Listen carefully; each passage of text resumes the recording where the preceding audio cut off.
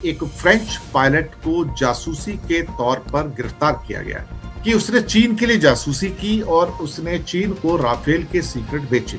ये फ्रांसीसी नेवी में रहते हुए बिना अपने सीनियर्स को इन्फॉर्म किए चाइना गए। चाइना जाकर वहां पर ट्रेनिंग दे दिए। किस बात की ट्रेनिंग दे दी है कि फाइटर जेट्स कैसे काम करते हैं, लैंडिंग कैसे होती है, डॉकिंग कैसे होती है, टेक ऑफ कैसे होता है, फाइट्स कैसे होते हैं, प्रिसिजनल स्ट्राइक कैसे होती है और राफेल कैसे काम करता है। राफेल के बारे में ज्ञान उलटकर पाक चाइना में चले आए 2019 में। चाइना के एयरफोर्स के जो बंदे हैं उनको ट्रेनिंग दिया है, उनको सब चीजें बताई हैं राफेल के बारे में भी। और भारत के लिए तो एक ऐसी स्ट्रेटेजिक चुनौती है, इंडिया के पास एक भी एयरक्राफ्ट 5th जनरेशन का नहीं है। चाइना के JF-17 ने राफेल को मात दे दी है। ये एक फ्रांसीसी पायलट खुद कभी राफेल उड़ाता था, उसका दिया बयान था। भारत के पास 5th जनरेशन का एक भी प्लेन का ना होना एक बुरी खबर है और फिलहाल अगले 10 साल तक तो इंडिया के पास कोई भी 5th जनरेशन का फाइटर आएगा, इसमें मुझे तो कोई उम्मीद बिल्कुल भी नहीं है।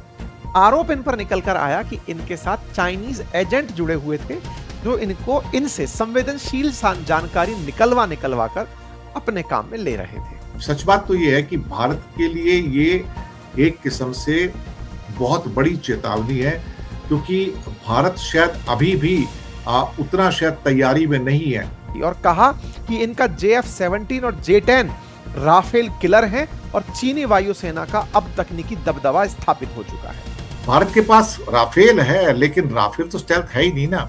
ये कहने में तो कुछ शर्म भी नहीं आती कि भारत का जो एमका प्रोजेक्ट है, जो 5th जनरेशन है, कहीं दूर दूर तक नजर नहीं आता, पेपर पे है सिर्फ वो। चाइना ने भारत में 2 मोर्चों के ऊपर, तवांग के पास अरुणाचल प्रदेश में और लद्दाख के पास J-20 फाइटर एयरक्राफ्ट तैनात कर दिए हैं।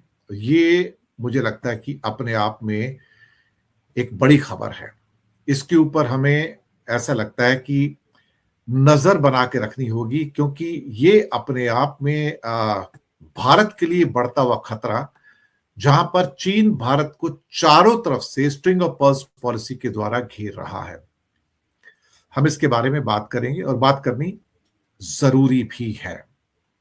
चलिए सीधी बात करेंगे आज कि चाइना की जो डिप्लॉयमेंट है उसके बारे में क्या कहा जाए। लद्दाख और तवांग के पास, यानी कि 2 मोर्चे, लद्दाख में और उधर अरुणाचल प्रदेश में, 5th generation J-20 aircraft deployed by China. और भारत के लिए तो एक ऐसी स्ट्रेटेजिक चुनौती है कि ये J-20 aircraft 5th generation aircraft हैं और इंडिया के पास एक भी एयरक्राफ्ट 5th जनरेशन का नहीं है। आपके पास S-400 है, तो कमाल की बात यह कि S-400 चाइना के पास भी है।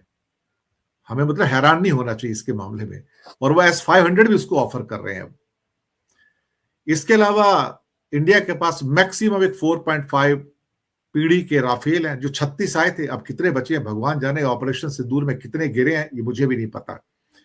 हालांकि अभी एक खबर आज आ रही थी कि एक फ्रेंच पायलट को जासूसी के तौर पर गिरफ्तार किया गया कि उसने चीन के लिए जासूसी की और उसने चीन को राफेल के सीक्रेट बेचे, और वो सीक्रेटली चाइना की यात्रा पे भी गया।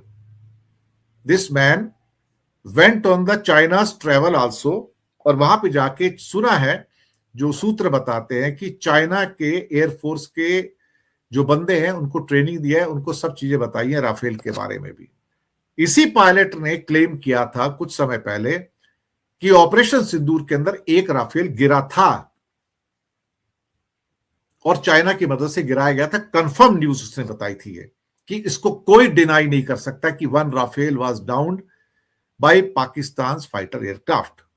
ये बात पुख्ता तौर पर उसने कही थी। और हाँ, गवर्नमेंट ऑफ इंडिया नहीं मानती, अलग बात है, लेकिन इंडिया के एयरक्राफ्ट तो गिरे। और भारत के एक डिफेंस अटैची थे, मुझे लगता है शायद साउथ ईस्ट एशिया में कोई एक जकार्ता में किसी एक जगह पे एक समिट था, वहां बात कर रहे थे, करीब 4 से 5 एयरक्राफ्ट गिरने की बात की थी।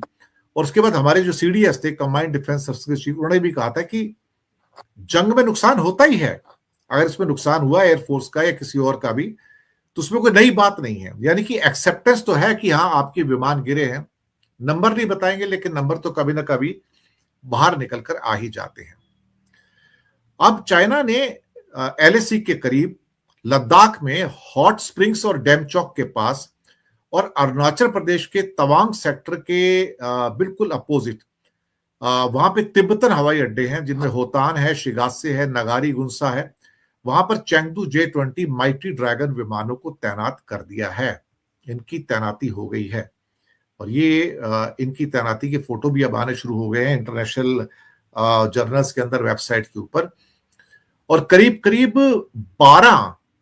12 जो विमान है फाइटर जेट्स हैं वो तैनात कर दिए गए इस टाइम। ये 2 फोटोग्राफ है, 4 एक जगह पे हैं और 8 एक जगह इनकी तैनाती यहां पर हुई है। तो ये मैंने फोटोग्राफ आपके फायदे के लिए यहां पर दिया है। J-20 तो 5th जनरेशन का प्लेन है, राडार इसको पकड़ नहीं सकता है। तो इसका मतलब इंडिया के जो राडार सिस्टम है S-400 इंटरसेप्टर मिसाइल है, लेकिन वो तभी कैच करेगी ना जब आप किसी रडार के द्वारा किसी को पकड़ोगे। जब पकड़ोगे तो आप कैसे करोगे? अब J-20 जो है PL-15 जो मिसाइल है, जिसके द्वारा बताया जाता था कि इसी PL-15 ने इंडिया के फाइटर जेट्स को गिराया था, जो हवा से हवा में मार करने वाली मिसाइलें हैं। अब सर्दियों और गर्मियों दोनों में ये चल सकता है। भारत के पास 5th जनरेशन का एक भी प्लेन का ना होना एक बुरी खबर है। चाइना के पास इस टाइम 5th जनरेशन के करीब 400 एयरक्राफ्ट हैं, 400 जेट फाइटर हैं, और इंडिया के पास एक भी नहीं है। इंडिया ने पहले एक प्रोजेक्ट शुरू किया था, वो भी फेल हो गया। फिर उसके बाद तो कुछ बात बन ही नहीं पाई, और फिलहाल अगले 10 साल तक तो इंडिया के पास कोई भी 5th जनरेशन का फाइटर आएगा, इसमें मुझे तो कोई उम्मीद बिल्कुल भी नहीं है। राफेल भी वगैरह आए हुए हैं, लेकिन राफेल को मैं अभी 5th जनरेशन के आगे तो खड़ा नहीं कर सकता है। 2 सैटेलाइट तस्वीरें जो हमारे पास हैं उससे पता लगता है कि होटन एयरबेस पर 8 J-20 माइटी ड्रैगन देखे गए हैं, जबकि तिब्बत के लहासा एरिया में डैमसुंग एयरपोर्ट पे 4 J-20 जो है वो तैनात देखे गए हैं। ये सैटेलाइट तस्वीरें हैं। तो चीन ने कम से कम नहीं तो 12 J-20 तो तैनात कर दिए हैं, और ये LAC के पास अब तक फाइटर विमानों की सबसे बड़ी तैनाती जो है वो मानी जा रही है। ये सैटेलाइट के द्वारा जो तस्वीरें ली गई हैं, इसमें दरअसल देखा जाए तो पीपल्स लिबरेशन आर्मी को शिनजियांग के होटन एयरबेस, जी हाँ, और तिब्बत के डिमसुंग एयरबेस पर विमानों को तैनात करते देखा जा सकता है। होटन जो है ये अक्साई चीन के आसपास पड़ता है, और डेमसुंग एयरबेस जो है वो आपका पड़ता है अरुणाचल प्रदेश के आसपास, वहां पर जाकर, जो चाइनीज रीजन में पड़ता है। अब J-20 का मेन ऑब्जेक्टिव है कि जो हाई वैल्यू वाले सैन्य ठिकाने हैं उसको अटैक करना। तो ये 9 जुलाई को होटन एयरबेस के ऊपर 8 J-20 माइटी ड्रैगन देखे गए, और चीन के जिनजियांग उइगर ऑटोनोमस रीजन में होटन एक सिविल मिलिट्री इस्तेमाल वाला बेस है। ये नॉर्थ लद्दाख में जो भारत का जो दौलत बेग ओल्डी फॉरवर्ड एयरबेस है, वहां से 245 किलोमीटर सिर्फ, और लेह से करीब 390 किलोमीटर करीब दूर पड़ता है। यानी कि चुटकियों में 5-7 मिनट के अंदर ये फाइटर एयरक्राफ्ट जो है ये लद्दाख पहुंच सकता है। इसके अलावा तिब्बत में लासा इलाके में डेक्सुंग एयरबेस के ऊपर 4 J-20 देखे गए। ये तवांग से अरुणाचल प्रदेश में करीब 345 किलोमीटर की दूरी पर वहां पर इनको नोटिस किया जा रहा है, और 2 हफ्ते के अंदर कम से कम 12 स्टेल्थ विमानों की जो वहां पर मौजूदगी है वो देखी गई है। और ये सच बात तो ये है कि भारत के लिए ये एक किस्म से बहुत बड़ी चेतावनी है, क्योंकि भारत शायद अभी भी उतना शायद तैयारी में नहीं है। और कई बार तो जयशंकर ने कहा कि हम चाइना से मुकाबला कैसे कर सकते हैं, वो हमसे 5 गुना बड़ा कंट्री है, उसकी मिलिट्री भी हमसे 5 गुना बड़ी है, इकोनॉमी 5 गुना बड़ी है। तो एक किस्म से जयशंकर जैसे बंदे ने, और यानी कि मोदी रजीम ने कहा जाए तो पहले हथियार डाल दिए वहां पर। भारत के पास राफेल है, लेकिन राफेल तो स्टेल्थ है ही नहीं ना, उसको तो बड़े आराम से ये S-400 वगैरह कैच कर लेते हैं। अब आप कहोगे मैं S-400 की बात क्यों कर रहा हूं? भाई S-400 चाइना के पास भी है ना, वो भी तो दिक्कत है बहुत सारी। एक उसको तो S-500 भी दिए हुए हैं। अब उनके पास HQ-19, HQ-16, HQ पता नहीं पूरी सीरीज उन्होंने डेवलप की हुई है।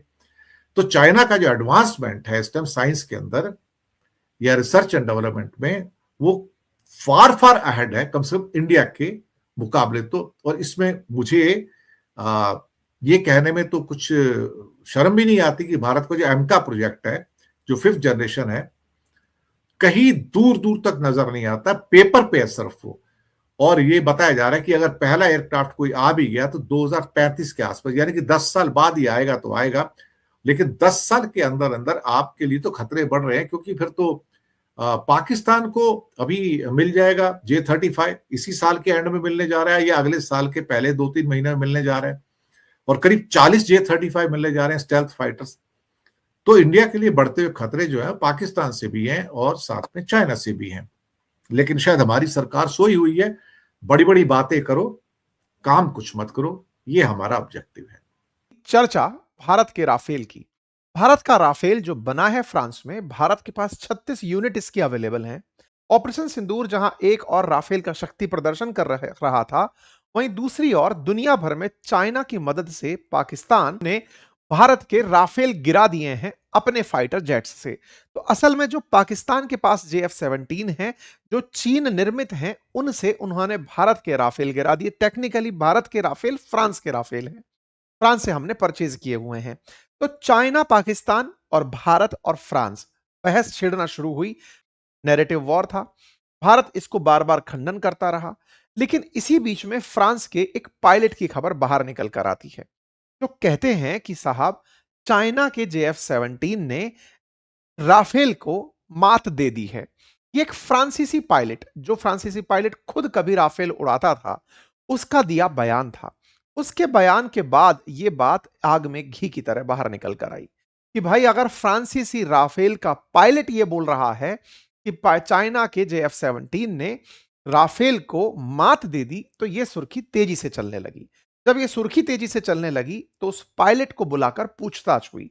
ये हेडलाइन आज के सेशन में इसी बात की है कि ex French navy Rafale pilot placed under investigation, उसको पूछताछ के लिए बुलाया गया है।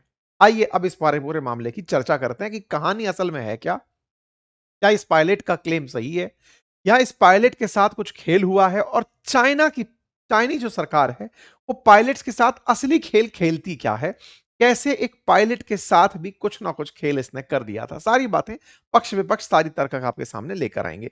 ये वो पायलट हैं, सरनेम के पीछे शुए लगा है तो इन्हें हम शुए के नाम से संबोधित करेंगे। इन शुए के बारे में पता चलता है कि ये फ्रांस की नेवी के लिए काम कर चुके हैं। फ्रांसीसी नेवी का जो एयरक्राफ्ट करियर है, उसमें ये राफेल उड़ाया करते थे, और ये कई बार सुर्खियों में चाइनीज कनेक्शंस के कारण रहे हैं। ऑपरेशन सिंदूर जब हुआ तब इनका बयान सुर्खियों में आया था। फ्रांस के पूर्व पायलट हैं पियरे हेनरी शुए। इन्होंने हाल ही में जो बयान दिए, मतलब पिछले साल जो बयान दिए, उसके चलते फ्रांस में इन्हें हिरासत में लेकर पूछताछ की गई। आरोप इन पर निकल कर आया कि इनके साथ चाइनीज एजेंट जुड़े हुए थे, जो इनसे संवेदनशील जानकारी निकलवा निकलवा कर अपने काम में ले रहे थे। शुए की कहानी क्या है?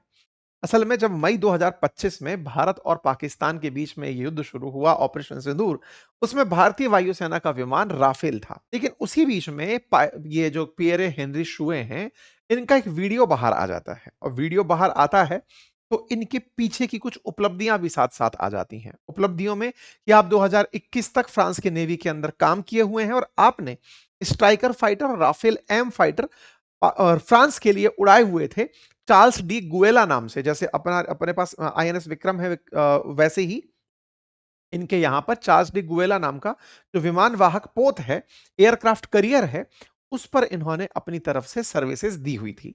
जब ये रिटायर हो गए 2021 में, उसके बाद ये डिफेंस कमेंटेटर बन गए, डिफेंस एक्सपर्ट बन गए।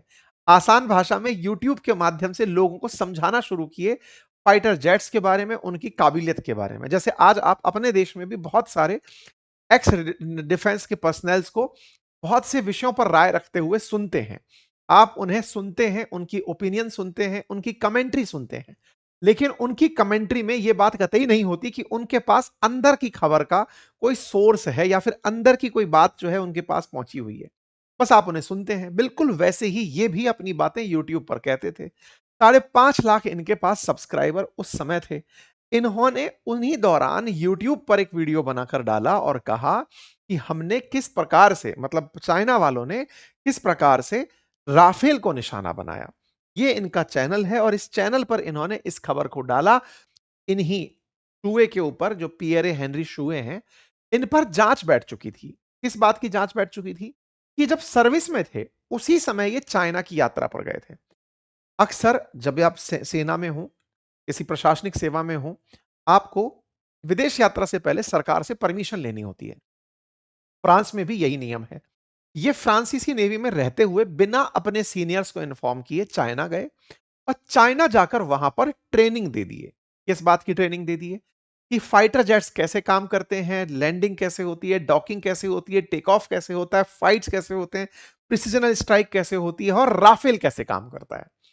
ये राफेल के बारे में ज्ञान उलटकर पाक चाइना में चले आए 2019 में।